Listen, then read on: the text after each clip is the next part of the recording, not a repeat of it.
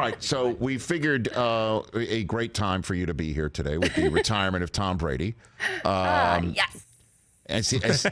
In the same way that he has provided Chris unlimited joy, opposite for you. Opposite for me. I mean, obviously, I recognize how wonderful of a player he was and how great he is for football. Right. Wasn't great for my fandom in football, having to play against him. And then when I finally thought he was retiring, then he came out of retirement and moved into my division. That's true. So that is like, it felt like a real, but I mean, I don't blame the Super Bowl loss on him. I blame it on Kyle Shanahan and not running the clock. I don't think, I mean, we gave Tom Brady every possible opportunity to win that game, and he did what he's supposed to do and what someone of Tom Brady's caliber would do given the endless opportunities we continued to give him. You were there that day, correct? Yes, I was there. You were in the stands.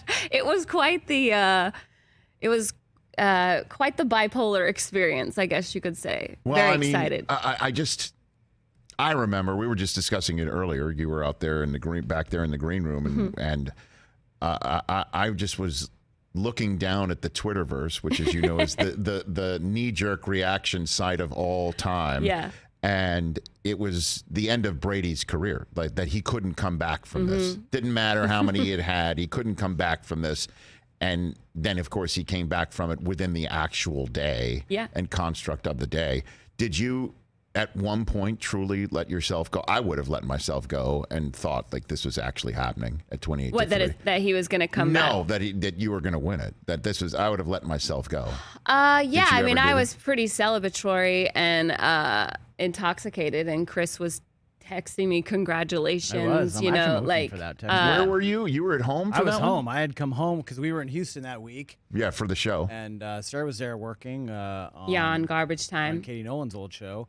And then we had come home, and so I came home and on Sunday morning while she stayed and went to the game. Mm-hmm. Were you the one who came up with the idea for me to chug a 40 on her show? Oh, yes. That was.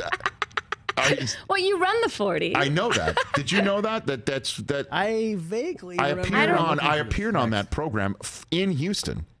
I was there. I went to the set, and I remember folks at NFL Network were like, "Why are you going on FS1? Like, what are you doing?"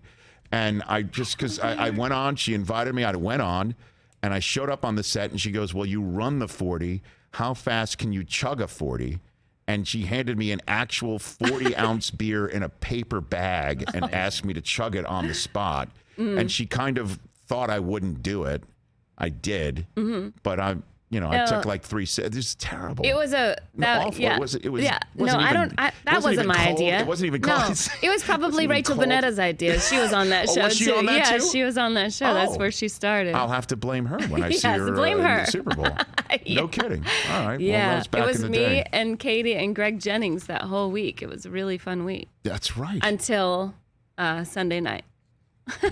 Actually, when we lost the coin toss, I went to the bathroom and cried because I knew it was over. Our defense had been on the field for far too long. Right. And I came back, and we were sitting under Robert Kraft, and the game was over by that point. Mm-hmm. And I went back to my seat, and I started to go back to my seat, and the usher would not let me back. This lady was like, "Ma'am, you can't sit there." And I was like, "What?" Like, yes, I can't. Like, it doesn't matter anyway. The game's over. And she's like, no, you cannot sit there. I'm like, it's my seat. She's like, where's your ticket? I'm like, who cares? And she's like, you need to calm down. It's just a game. And I thought, did you just call the Super Bowl a game? And I was like, I said to her, I was like, I know you live in Houston and this is never going to happen to you, but this is the worst day of my life.